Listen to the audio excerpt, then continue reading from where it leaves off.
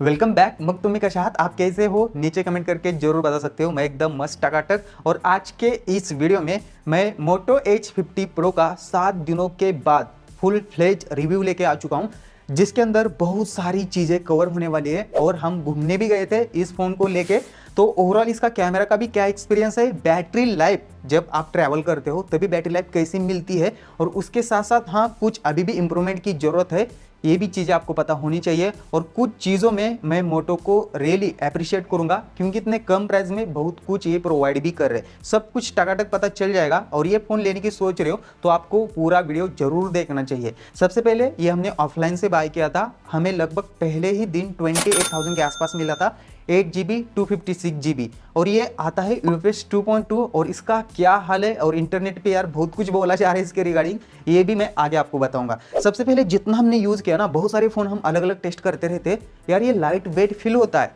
186 ग्राम का ही है। और मुझे एक हाथ से भी यूज़ करने में कोई दिक्कत नहीं हुई। और मतलब इन हैंड फील इसकी अच्छी है, बट दिखने में थोड़ा सा अजीब लगता है मुझे, क्योंकि मैंने ब्लैक कलर में लिया था। और यार ये जो लेदर है और ये जो डिज़ाइन है ना, थोड़ी सी यार बोरिंग फील होती है कहीं ना कहीं, मुझे तो पर्सनली फील हुई। बट एक अच्छी बात है कि जो साइड फ्रेम है ना, ये हमें मेटल की देखने मिलती है, और इसके ऊपर एंटीना का लाइन भी है। तो ओवरऑल इतने प्राइस में मेटल की बॉडी मिलना ये भी सही चीज़ है। रही बात ये जो बैक लेदर है, इसकी क्वालिटी कैसी है, देखो अभी इस ब्लैक कलर के ऊपर इतने ज़्यादा उंगलियों के वगैरह निशान दिखते नहीं है, बट हल्के फुल्के डार्क मार्क दिखते हैं, कभी कभी थोड़ा सा वाइट होता है। मतलब ज़्यादा ऐसा खराब भी नहीं है इसका बैक पैनल। बट मेरे हिसाब से यार यहाँ पे ना मैट फिनिश टाइप ग्लास वगैरह होता तो और ज़्यादा मज़ा आता। बाकी फ्रंट व्यू से आप देखते हो तो फ्लैगशिप जैसा फील आता है, क्योंकि कर्व POLED डिस्प्ले है, और जो बेजल्स है ना ऊपर के और नीचे के यार बहुत कम है। हाँ थोड़ा सा एस्पेक्ट रेशियो जो है डिस्प्ले का, उसके रिगार्डिंग मेरी शिकायत है, आगे मैं आपको बताऊंगा। बट सामने से 100% यहाँ पे आपको फ्लैगशिप जैसा ही फील आएगा। बट ओवरऑल आप डिज़ाइन को देखते हो ना, तो मोटरोला को ये जो ओल्ड स्टाइल है ना मोटरोला की, वो थोड़ी सी चेंज करनी चाहिए। और जो लेदर है ना भाई, अभी यार लेदर को मतलब बहुत ज़्यादा यार बोर हो चुका हूँ मैं लेदर के फ़ोन यूज़ करके करके। तो यहाँ पे थोड़ा सा अलग डिज़ाइन के ऊपर मोटरोला को काम करना चाहिए। बाकी इसके अंदर हमें NFC देखने मिलता है, और उसके साथ साथ IP68 की रेटिंग भी आती है। तो हाँ मैंने कुछ टाइम तक पानी में भी इस फ़ोन को यूज़ किया था, तो कोई दिक्कत नहीं हुई। तो यार ये भी फीचर बहुत अच्छा है कि कम प्राइस में हमें देखने मिल रहा है। बाकी ब्लूटूथ 5.3 वगैरह देखने मिलता है। तो ऐसी कुछ चीज़ें हैं डिज़ाइन सेक्शन के अंदर। अब रही बात डिस्प्ले की, तो यहाँ पे मेरे कुछ ओपिनियन है जो मोटरोला को यार मतलब आगे एज ए फीडबैक लेने चाहिए। जैसे कि इसके अंदर हमें 6.67 इंच का POLED 144 हर्ट्ज रिफ्रेश रेट के साथ डिस्प्ले देखने मिलता है, और इंडोर में भी ब्राइट है और आउटडोर में भी बहुत ज़्यादा ब्राइट है, डायरेक्ट सनलाइट में कोई दिक्कत नहीं होती। बट यार सैडली नेटफ्लिक्स के ऊपर HDR10 का सपोर्ट नहीं है, और यूट्यूब के अंदर 4K HDR का सपोर्ट है, बट वीडियो के अंदर लैग देखने मिलता है। वैसे हम 4K HDR वीडियोस तो ज़्यादा नहीं देखते, नॉर्मल 4K में वगैरह कोई इशू नहीं है। बट मेन इशू है कि नेटफ्लिक्स के अंदर HDR वीडियोस मैं देखता हूँ, और बहुत सारे व्यूवर्स भी देखते हैं। तो मेरे हिसाब से यहाँ पे HDR10 का सपोर्ट नेटफ्लिक्स के अंदर होना चाहिए था। रही बात यहाँ पे वीडियो क्वालिटी की, तो ऐसी कोई दिक्कत आपको नहीं होगी। वीडियो क्वालिटी मस्त निकल के आती है, कलर्स वगैरह मस्त निकल के आते हैं, डीप ब्लैक वगैरह देखने मिलता है। तो ओवरऑल कंटेंट वॉचिंग आप नॉर्मली करते हो यूट्यूब के ऊपर 4K नॉर्मल वीडियोस वगैरह, वहाँ पे आपको इसका डिस्प्ले कहीं भी निराश नहीं करेगा। इवन जो फिंगरप्रिंट है ना इसका, हाँ इसकी पोजीशन थोड़ी नीचे है, वहाँ पे आपको डिस्प्ले कहीं भी निराश नहीं करेगा। बट एक जगह निराश कर सकता है, वो है कि एस्पेक्ट रेशियो। जो ये स्ट्रेट है ना ये बहुत ज़्यादा है, और ये जो वाइड है ना ये थोड़ा कम है। मतलब बहुत सारे कर्व डिस्प्ले के फ़ोन जो आते हैं जैसे कि OnePlus 12R, उसका ये जो है ये वाइड देखने मिलता है। इसके वजह से आप इंस्टाग्राम पे रील वगैरह देख रहे हो ना, तो वहाँ पे ना OnePlus 12R के अंदर कॉन्टेंट कट नहीं होता। तो यहाँ पे ना वीडियो साइडों से थोड़ी कट होती है इस फोन के अंदर। जैसे आपने बहुत सारे reel side by side other curve display वाले फोन के साथ देखोगे, तभी ये आपको नोटिस होगा। तो ये जो है ना एस्पेक्ट रेशियो, ये जो वाइड कम है ना, ये मोटोरोला को थोड़ा फिक्स करना चाहिए, क्योंकि इनके सारे फोन के अंदर यही सेम रहता है। और इसकी वजह से दिक्कत क्या होती है पता है, मार्केट में इजीली स्क्रीन प्रोटेक्टर इसके नहीं मिलते हैं, इवन कवर भी मोटोरोला के फटाफट अवेलेबल नहीं होते हैं। तो ऐसी चीज़ें हैं, और जिनके aspect ratio height width same होती है, उनको यार दूसरे फोन का भी स्क्रीन प्रोटेक्टर वगैरह इजीली अवेलेबल होता है। तो ऐसी चीज़ें, और जैसे आप फिंगरप्रिंट से अनलॉक करते हो तो यहाँ पे ना हैप्टिक्स आते हैं, बट यार 28,000 के हिसाब से इसके हैप्टिक्स वीक है। मतलब जो टक टक फील आना चाहिए, जैसे कि OnePlus Nord CE4 है, नथिंग फोन 2A है, उनके अंदर आप कुछ टाइप कर रहे हो या फिंगरप्रिंट से अनलॉक भी कर रहे हो तो प्रॉपर टक टक फील आता है, वो नहीं है। थोड़ा सा स्प्रिंगी इफेक्ट है, बट मेरे हिसाब से 28,000 में ये स्प्रिंगी इफेक्ट इनको नहीं देना चाहिए था, टक टक फील आना चाहिए था। आपको क्या लगता है नीचे जरूर कमेंट कर सकते हो। और जितना हमने इसके स्पीकर को एक्सपीरियंस किया, मैं बोल सकता हूँ कि वन ऑफ द बेस्ट है 28,000 के हिसाब से, क्योंकि यार यहाँ पे ना डॉल्बी एटमॉस का सपोर्ट देखने मिलता है, और जो ऑडियो का सेपरेशन है ना वो भी काफ़ी कमल का है। नीचे के साइड से लगभग 60% आवाज़ आता है और ऊपर के साइड से लगभग 40% के आसपास आवाज़ आता है, क्योंकि मैं बहुत सारी फ़ोन देखता हूँ ड्यूल स्पीकर के साथ आते हैं, बट नीचे का जो सेपरेशन होता है ज़्यादा आवाज़ आती है और ऊपर से थोड़ी सी आवाज़ आती है, बट इसमें ऐसी दिक्कतें नहीं है। फिर भी यहाँ पे मैं आपको सुना के दिखा देता हूँ, वैसे आपको और आइडिया बेटर लग जाएगा। I don't really ever feel at home, on my own, in the zone, that's the only way I know, feeling low, about to blow back up, here I'll never let the doubt creep in, gotta pop a couple more aspirin, I don't think I'll ever let you in, easier to break it off as friends, I don't really understand myself, I don't। सच में मैं बोल सकता हूँ one of the best experience है speaker का इस price range में। But एक चीज़ मुझे थोड़ी सी अजीब लगी इसके 5G नेटवर्क के अंदर। देखो 15 5G के बैंड्स इसके साथ देखने मिलते हैं और 5G की कनेक्टिविटी अच्छी है, नेटवर्क स्पीड वगैरह अच्छा आता है, बट जब कॉल आता है ना और 5G भी फ़ोन होता है तो कॉल रिसीव होता है, कोई दिक्कत नहीं। बट जब आप कॉल करने के लिए चले जाते हो फटाफट फ़ोन 5G से 4G के ऊपर शिफ्ट नहीं होता। ये मुझे 3-4 टाइम इसके अंदर इशू आया है, मुझे फिर एरोप्लेन मोड पे डालना पड़ता है और फिर से फ़ोन को 5G OLT के ऊपर लेके आना पड़ता है। क्या होता है 5G आता है OLT नहीं आता, कॉल नहीं लगते, तो ऐसा कुछ इशू है। फिर यार मुझे बार बार ट्राई करना पड़ता है। तो ये जो ONR का इशू है इंडिया में बहुत सारे फोनों के साथ है, चलता ही नहीं ONR प्रॉपरली। बट मेरा कंसर्न ये है कि जब हम कॉल करते हैं तो फोन को फटाफट 5G से 4G OLT के ऊपर शिफ्ट होना चाहिए। तो इसके अंदर ये कभी कभी इशू आता है और कॉल ही नहीं लगता, बार बार ट्राई करना पड़ता है। तो ये मोटरोला को जल्दी फिक्स करना चाहिए। और आपका फोन वाईफाई के ऊपर है तभी कॉल रिसीव होते हैं, बट जब आप कॉल करने के लिए जाते हो ना तभी भी ये कभी कभी इशू आता है कि कॉल लगता ही नहीं और फोन फटाफट 5G से 4G के ऊपर शिफ्ट नहीं होता। तो इसके ऊपर मोटरोला को जरूर फीडबैक लेना चाहिए। अदरवाइज जो स्पीड है ना 5G का वो सही देखने मिलता है। और हम घूमने भी गए थे तभी भी नेटवर्क स्विच कर रहा था 4G से 5G, 5G से 4G, बट कॉलिंग के टाइम पे यार ये इशू है।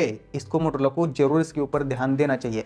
अब बड़ी बात तो यार एक कंफ्यूजन वाली है कि परफॉर्मेंस और यूएफएस स्टोरेज, ये मैं सब कुछ टाकाटक क्लियर कर देता हूँ। बट यार उसके पहले यहाँ तक आपने वीडियो देखा है तो बस 2000 लाइक का टारगेट रखते हैं, फटाफट कंप्लीट करवा देना। और जो भी पहले 200 कमेंट्स आएंगे सबको फटाफट रिप्लाई मिलेगा, तो फटाफट कमेंट कर लेना, कुछ भी आप पूछ सकते हो। और सब्सक्राइब नहीं किया तो यार सब्सक्राइब भी कर देना।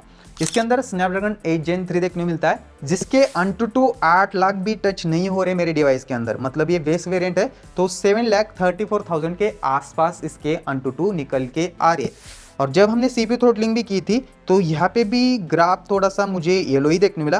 फिर भी मैं एक्यूरेट आपको बताऊं 68% के परफॉर्मेंस थे, एवरेज IPS स्कोर 2,30,000 के आसपास थे। और इसके बाद कोई सॉफ्टवेयर अपडेट नहीं आया है, उसके बाद मैं फिर से CPU थ्रोटलिंग कर लेता, बट कोई अपडेट यहाँ पे नहीं है। CPU थ्रोटलिंग ऐसे मतलब धीरे धीरे परफॉर्मेंस यहाँ पे डाउन होती जा रही है, इसका असर गेमिंग में पड़ता है, आगे मैं आपको बताऊंगा। रही बात UFS 2.2 की, अब इंटरनेट पे बोला जा रहा है कि ये 3.1 जैसा ही है। यार 3.1 जैसा होता तो मोटरोला ने 2.2 क्यों डालता, मोटरोला 3.1 ही डाल देता ना अपने फ़ोन के अंदर। ऐसी चीज़ें नहीं है, डिफरेंस आता है, फ़र्क भी पड़ता है।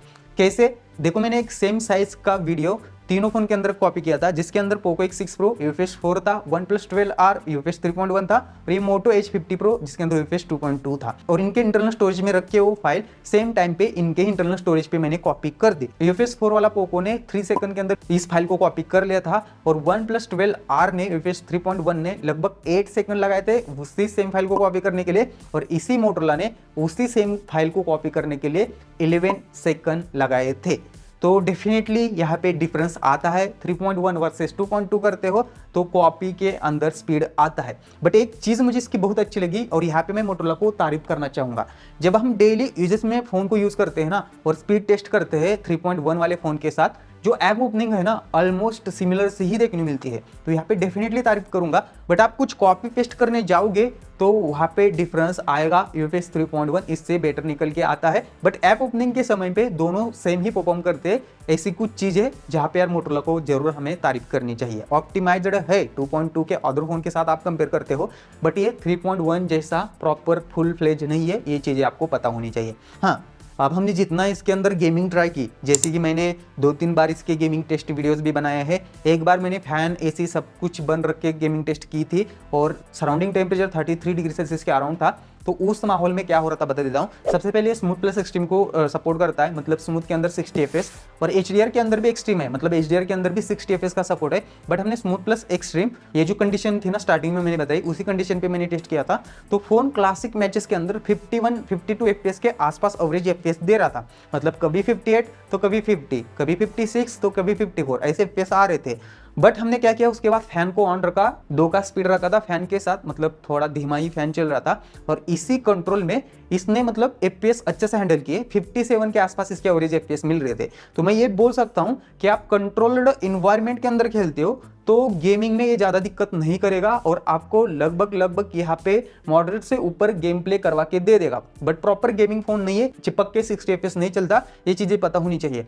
और आपका एटमॉस्फेयर ऐसा है कि फैन वगैरह सब कुछ बंद रहता है, गर्मी आप झेल सकते हो, तभी ये ज़्यादा थ्रोटल करता है। तो ऐसी कुछ चीज़ें हैं जो मैंने आपको सब कुछ समझाया यहाँ पे। अब बात आती है कि कैमरा का क्या हाल है, और हमने जितना टेस्ट किया, हम आउटडोर में घूमने गए थे वहाँ पे भी हमने टेस्ट किया कैमरे को। देखो यार 28,000 के हिसाब से जो कैमरा स्पेक्स निकल के आ रहे हैं ना, जैसे कि यहाँ पे आप रीड कर सकते हो, ये एकदम टकाटक है। मतलब मैं ऐसा बोल सकता हूँ कि 28,000 में one of the best setup है ये कैमरे का। और जितना हमने प्रैक्टिकल फोटोज़ निकाले जैसे कि आउटडोर में वगैरह, तो यहाँ पे नॉर्मल में भी ठीक ठाक यहाँ पे डायनेमिक रेंज आती है। बट यहाँ पे ना कभी कभी बादल के जो कलर वगैरह होते हैं ना, हल्का सा बूस्ट करता है कलर। ओवरऑल जो ट्यूनिंग है ना इसकी, ओवरऑल सब कुछ कैमरा पकड़ के चलो, इसके जो भी कैमरे से आप फोटोज लेते हो, तो यहाँ पे ये कलर को हल्का सा बूस्ट करता है। ये चीज़ें आपको पता होनी चाहिए। अभी नॉर्मल शॉट हमने ट्राई किए तो हाँ आई कैची फोटोज आती है। उसके साथ साथ 13 मेगापिक्सल का अल्ट्रा वाइड है, उसके अंदर भी ठीक ठाक फोटोज आते हैं। बट उस लेवल की डिटेल्स यहाँ पे नहीं है जो होनी चाहिए, क्योंकि ज़्यादा मेगापिक्सल है। बट हाँ पोस्ट करने लायक फोटोज आती है। जब आप पोर्ट्रेट मोड के अंदर जाते हो तो यहाँ पे 4-5 मोड देखने मिलते हैं, जैसे कि 24mm, 35mm, 55mm और 85mm। 85mm वाला जो है ये प्रॉपर टेलीफोटो है, 10 मेगापिक्सल वाला। यहाँ पे हमने कुछ शॉट्स ट्राई किए, जैसे कि 1x आप पकड़ के चलो 24mm, तो हाँ ठीक ठाक फोटोज आते हैं, एच डिटेक्शन वगैरह प्रॉपर होता है। बट उसके ऊपर जैसे ही आते हो आप, मतलब ये सॉफ्टवेयर के थ्रू जूम कर रहा है, जैसे कि 35mm और 55mm, तो यहाँ पे यार चेहरे के ऊपर अजीब सी यहाँ पे से एक व्हाइट लाइन क्रिएट होती है और अजीब फोटो आते हैं। तो ये थोड़ा सा इश्यू है जो मेरे हिसाब से ये सॉफ्टवेयर बेस की वजह से हो सकता है, इसको मोटरोला को फिक्स करना चाहिए। अदरवाइज आप 85mm मतलब टेलीफोटो के ऊपर जाते हो तो यार वहाँ पे एकदम मस्त फोटोज आती है और मुझे पर्सनली बहुत ज़्यादा पसंद आई। मुझे मतलब बाद में एडिट करने की भी जरूरत नहीं है, जैसे कि मैं S24 अल्ट्रा से फोटोज लेता हूँ, उसको थोड़ा बार एडिट भी करना पड़ता है पोस्ट करने के लिए, बट इसको कुछ भी एडिट करने की जरूरत नहीं है। नॉर्मली पोस्ट आप सोशल मीडिया पे कर सकते हो, ऐसे फोटोज निकल के आते हैं इसके 3x पोर्ट्रेट से। और ये यार देख के मुझे बहुत अच्छा लगा कि 28,000 के हिसाब से ये बहुत अच्छे से पोर्ट्रेट में फोटोज ले पा रहा है। हाँ लो लाइट में कुछ फोटोज हमने ट्राई किए, फोटोज के अंदर ज़्यादा लाइट नहीं होती बट ठीक ठाक डिटेल्स आती है, इसको इम्प्रूव किया जा सकता है। बाकी हमने सेल्फी भी ट्राई की जो 50 मेगापिक्सल की है और इसमें भी ठीक ठाक और मस्त फोटोज आते हैं, एच डिटेक्शन वगैरह प्रॉपर रहता है। और जैसे मैंने स्टार्टिंग में बोला कि फोटोज के जो कलर है ना वो थोड़े से बूस्ट होके आते हैं। ये अभी किसी को पसंद भी आ सकता है और किसी को नहीं, ये अपना अपना चॉइस यहाँ पे हो सकता है। बट डेफिनेटली यार यहाँ पे 4K 60 fps वीडियो सेक्शन के अंदर होना चाहिए था, जो 4K 30 fps देखने मिलता है। और वीडियो क्वालिटी इतनी टॉप नॉच नहीं है, आपका काम चल जाएगा इसी है। बाकी 1080p 60 fps में भी हमने कुछ वीडियोस ट्राई किए थे, यहाँ पे भी मैं बोल सकता हूँ कि आपका काम चल जाएगा, टॉप नॉच वीडियो क्वालिटी नहीं है। बाकी एक चीज़ मुझे इनकी अच्छी लगी कि ये सेल्फी के अंदर भी 4K 30 fps का सपोर्ट दे रहे, जो यार बहुत सारे फ़ोन मतलब महंगे फ़ोन भी 1080p ही प्रोवाइड करते। तो हाँ यहाँ पे मुझे ये इनका जो मूव है ना ये सही लगा। इवन 1080p 60 fps में भी आप सेल्फी से वीडियो शूट कर सकते हैं, बट क्वालिटी आपको ठीक ठाक सी देखने मिलती है। बट ओवरऑल आप 28,000 के हिसाब से इसका कैमरा देखते हो ना, तो मुझे तो यार पर्सनली बहुत ज़्यादा सही लगा। और इसका जो पोर्ट्रेट मोड है ना उसकी मैं जरूर तारीफ करना चाहूँगा। अब ये सब कुछ ठीक है, बट बहुत सारे व्यूवर्स का एक ही कंसर्न है कि बैटरी लाइफ, क्योंकि यहाँ पे 4500 mAh की ही बैटरी है और आज के टाइम पे जिनके फ़ोन के अंदर 5000 mAh की बैटरी होती है उनका भी यार हालत ख़राब होता है। कुछ फ़ोन के अंदर उतना भी ज़्यादा ऑन स्क्रीन नहीं मिलता, तो इसका क्या हाल है। मैं यहाँ पे भी मोटरोला की तारीफ करना चाहूँगा, 4500 mAh की बैटरी है। हाँ बैटरी कम mAh की है, बट यहाँ पे हमें वायरलेस चार्जिंग का भी सपोर्ट देखने मिलता है। 50 वैट की वायरलेस चार्जिंग देखने मिलती है और 10 वैट की रिवर्स वायरलेस चार्जिंग देखने मिलती है। मतलब इतने कम प्राइस में वायरलेस चार्जिंग भी मिलना बहुत बड़ी बात है। अब यार इस वायरलेस चार्जिंग को आप कितना यूटिलाइज करते हो ये आपके ऊपर डिपेंड करता है, क्योंकि आपको वायरलेस चार्जिंग यूज करनी है तो 50 वैट का वायरलेस चार्जर भी आपके पास होना चाहिए ना। जिसकी कॉस्ट और ज़्यादा बढ़ेगी। ये चीज़ें आपके ऊपर डिपेंड करती है, बट इन्होंने कम प्राइस में दिया है जिसको हमें अप्रिशिएट भी करना चाहिए। मोटो H40 जब आया था उसमें 4400 mAh की बैटरी थी, बहुत ज़्यादा अनऑप्टिमाइज था, बहुत ज़्यादा कम मिल रही थी, बट इन्होंने यार 100 mAh ही उससे बढ़ाई है, फिर भी यार इतना ऑप्टिमाइज किया ना बेटर। तो यार ये चीज़ें देख के मुझे लिटरली सही लगा कि इतनी बैटरी कैसे ऑप्टिमाइज हो सकती है, क्योंकि सॉफ्टवेयर की वजह से, जिसको मैं आगे आपको बताऊंगा। देखो बैटरी को हमने जितना टेस्ट किया, यहाँ पे हम ट्रैवल भी कर रहे थे तभी भी और विदाउट ट्रैवल भी, तो लगभग जो ऑन स्क्रीन है ना 6 से 7 घंटे के बीच में इजीली मिल जाता है। मतलब आप सुबह यूज़ करना स्टार्ट कर दे, आपको शाम को ही चार्ज करना पड़ेगा। और इसके बेस वेरिएंट के साथ 68 वैट का चार्जर आता है, जिसके थ्रू 45 to 50 मिनट्स लगते हैं फुल चार्ज होने में, बट मेरे हिसाब से सही चार्जिंग स्पीड है। बट ओवरऑल जितना हमने ट्रैवल करके भी देखा, नेटवर्क भी 5G पे आ रहा था, 4G पे हो रहा था, उसके बावजूद भी, पूरा दिन यूज़ करने के बावजूद भी फ़ोन के अंदर 40% की बैटरी रिमेन थी। तो मेरे हिसाब से बैटरी लाइफ इसकी बहुत ज़्यादा सही है और इजीली आपको 6 से 7 घंटे का ऑन स्क्रीन मिलेगा। तो इससे कुछ हाल है। अब बैटरी लाइफ क्यों ऑप्टिमाइज है? क्योंकि इसका सॉफ्टवेयर भी ऑप्टिमाइज्ड है। अब इसके अंदर हमें हेलो UI देखने मिलता है और नथिंग बट ये स्टॉक एंड्रॉइड जैसा ही है। अब यार आप ज़्यादा फीचर यूज़ नहीं करते तो आपको ये बोरिंग वगैरह नहीं लगेगा, बट आप अपने फ़ोन के अंदर ज़्यादा कस्टमाइज़ करते हो, ज़्यादा फीचर्स यूज़ करते हो, तो थोड़ा सा आपको मतलब बोरिंग लग सकता है। बट मैं तो ज़्यादा यूज़ नहीं करता तो मुझे बोरिंग फील बिल्कुल नहीं हुआ, और ना कोई एड्स आती है, ना कोई प्री इंस्टॉल्ड ऐप्स के साथ आता है, मतलब कोई भी नोटिफिकेशन देखने को नहीं मिलती। तो ऐसी कुछ चीज़ें है। और जितना हमने नॉर्मली भी फ़ोन को यूज़ किया, थोड़ा हेवी भी यूज़ किया, तो नॉर्मल यूजेस में यहाँ पे ऐप ओपनिंग वगैरह सही है और एनिमेशन भी वगैरह सही निकल के आते हैं। बट हाँ, अभी भी आप कैमरा ऐप को ओपन कर क्लोज करते हो तो यहाँ पे जिटर महसूस होता है, और कभी कभी आप मल्टीपल ऐप्स फटाफट ओपन क्लोज कर रहे हो तभी भी हल्का फुल्का जिटर आता है। जैसे कि हेवी गेम्स वगैरह ओपन क्लोज कर रहे हो, वहाँ पे भी जिटर महसूस होता है। अभी हाँ, इसको भी थोड़ा ऑप्टिमाइज किया जा सकता है। बाकी आप normal Twitter, Instagram, YouTube open कर रहे हो, वहाँ पे इतना ज़्यादा जिटर वगैरह महसूस नहीं होता, एनिमेशन स्मूथ फील होते हैं। अब जो 144 हर्ट्ज का जो रिफ्रेश रेट है ना, ये मैंने देखा कि सिस्टम के साथ साथ सारे ऐप्स के अंदर चलता है, जैसे कि इंस्टाग्राम हो गया, यूट्यूब हो गया, ट्विटर हो गया। आप 120 हर्ट्ज पे रखते हो, वो भी सारे ऐप्स के अंदर फोर्सली चल जाता है। और आप ऑटो पे रखते हो तो क्या होता है, कभी कभी 144 हर्ट्ज चलता है, कभी कभी 120 हर्ट्ज चलता है, कभी कभी 90 हर्ट्ज चलता है। आपका फोन मतलब गर्म होगा तो फोन 90 हर्ट्ज ऑटो में चला लेता है थर्ड पार्टी ऐप्स के साथ। तो ऐसा भी हमने नोटिस किया है। बाकी बग्स की वगैरह बात करें तो फोन थोड़ा वार्म फील होता है, डेली यूजेस में नहीं, डेली यूजेस में नहीं बोल रहा हूँ मैं। आप कुछ हेवी टास्क वगैरह करते हो, जैसे कि कैमरा से फोटोज वगैरह ले रहे हो, बहुत सारे फोन गर्म होते हैं, बट ये थोड़ा सा गर्म ज़्यादा फील होता है। और गेमिंग के टाइम में मैंने देखा वार्म फील रहता ही रहता है, बट ऐसी मेजर हीटिंग नहीं है। जैसे कैमरा आप ओपन करके यूज करना स्टार्ट करते हो तो फोन गर्म भी होता है, और उसके साथ साथ कैमरा ऐप बहुत ज़्यादा अनऑप्टिमाइज्ड फील होता है।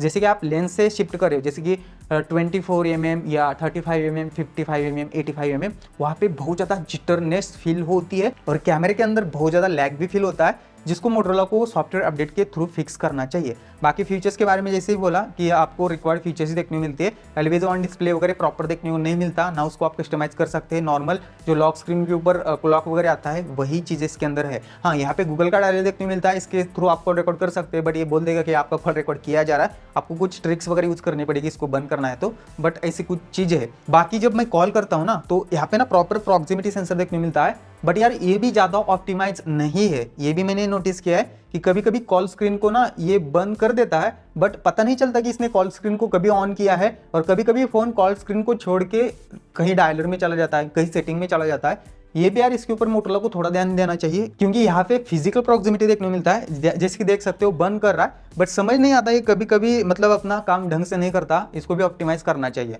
अब रही बात सॉफ्टवेयर हिस्ट्री की इनकी, तो ये बहुत ज़्यादा बुरी है। मोटोरोला वाले रुलाते हैं सॉफ्टवेयर अपडेट देने को, फिर भी मैं बोलूँ तो यहाँ पे 2 मेजर सॉफ्टवेयर आपको मिलेंगे, मतलब 14 पे आ चुका है, 15 और 16 मिलेंगे, और 3 ईयर्स की सिक्योरिटी पैच लेवल देखने को मिल जाएगी। अभी इस प्राइस रेंज में बहुत सारे ब्रांड 3 ईयर्स की मेजर सॉफ्टवेयर अपडेट्स देते हैं, बट ठीक है यार, चल जाएगा क्योंकि सॉफ्टवेयर अच्छा है इनका, बट यार अपडेट्स बहुत लेट आते हैं। अब यार इतना दिन हो चुका है, ऑप्टिमाइज करने के लिए एक भी सॉफ्टवेयर अपडेट नहीं आया, तो ऐसी कुछ चीज़ें हैं, बट ओवरऑल सॉफ्टवेयर एक्सपीरियंस मुझे इसका अच्छा लगा। अब आते हैं कंक्लूजन पे, और सब कुछ सम अप करके मैं आपको बता देता हूँ कि आप ले सकते हैं कि नहीं ले सकते। देखो, मैंने जैसे स्टार्टिंग में बोला था कि कुछ चीज़ें ऑप्टिमाइज करने की ज़रूरत है यहाँ पे। जैसे कि हम कॉल करते तो फ़ोन फटाफट कभी कभी रिस्पॉन्ड नहीं करता, 5G से 4G के ऊपर शिफ्ट नहीं होता, तो यहाँ पे मोटोरोला को ये चीज़ें फिक्स करनी चाहिए। उसके साथ साथ मैंने आपको बताया कि प्रॉक्सिमिटी सेंसर अपना काम इतना ठीक से नहीं कर पा रहा है, कभी कभी कॉल स्क्रीन को हटा देता है, जबकि यहाँ पे फिजिकल प्रॉक्सिमिटी है। और कैमरा से आप ज़्यादा फोटोज़ खींच रहे हो तो फ़ोन थोड़ा सा ज़्यादा हीट होता है। और कैमरा ऐप भी बहुत ज़्यादा अनऑप्टिमाइज है। जैसे कि आप पोर्ट्रेट में फ़ोटोज़ ले रहे हो ना, तो वहाँ पे आपको पता ही चल जाएगा 25mm 35mm पे शिफ्ट कर रहे हो तो कितना ज़्यादा लैगिनेस फील होता है। तो ये जो चीज़ें हैं जो सॉफ्टवेयर से फिक्स की जा सकती है, इसके ऊपर मोटोरोला को ज़रूर काम करना चाहिए। बट ओवरऑल अदर चीज़ें आप देखते हो जैसे कि मेटल की फ्रेम, उसके साथ साथ पी ओलेड डिस्प्ले, 144 हर्ट्ज का रिफ्रेश रेट, 15 5G के bands, dual stereo speaker. But यहाँ पे सैडली जो इसकी वाइब्रेशन मोटर है इतनी खास नहीं है, ये पता होना चाहिए। बट इसको छोड़ के 4500 mAh की बैटरी है, बट ऑप्टिमाइज्ड है, पूरा दिन निकल जाता है। 68 वाट का फास्ट चार्जर है और उसके साथ साथ गेमिंग परफॉर्मेंस भी मॉडरेट लेवल की देखने को मिल ही जाती है। और क्लीन सॉफ्टवेयर, पोर्ट्रेट में बेस्ट कैमरा, उसके साथ साथ 50 वाट की वायरलेस चार्जिंग और IP68 की रेटिंग। तो ये चीज़ें बहुत ज़्यादा मैटर करती है। अब ये फीचर आप कितना यूज़ करते हो ये आपके ऊपर डिपेंड करता है। जैसे कि वायरलेस चार्जिंग, अब फिर आपको वायरलेस चार्जर लेना है तो फिर आपको ज़्यादा पैसे लगाने पड़ेंगे। तो ये सब कुछ आपके ऊपर डिपेंड है। बट इतने कम प्राइस में इतने सारे फीचर मिलना ये भी बहुत बड़ी बात है। और मेरे हिसाब से जिनको मॉडरेट लेवल की परफॉर्मेंस चाहिए बट फ़ोन के अंदर ओवरऑल बहुत कुछ चीज़ें चाहिए, तो वो बंदे डेफिनेटली इस फ़ोन को ट्राई कर सकते हैं। बट गेमर वगैरह या हाई परफॉर्मेंस वाले बंदे इसके साथ मत जाना। तो ऐसी कुछ चीज़ें हैं जो मैंने वीडियो के अंदर सब कुछ एक्सप्लेन किया है। और आई होप सो सारी चीज़ें आपको टकाटक पता चल गई होगी। और ऐसे अपने सिंपल लैंग्वेज में कौन सा फ़ोन का रिव्यू चाहिए वो भी आप नीचे जरूर कमेंट कर सकते हो। बाकी कोई भी फीडबैक हो, सजेशन हो, जरूर नीचे कमेंट कर लेना। बाकी मिलते हैं नेक्स्ट वीडियो में। जय हिंद दोस्तों।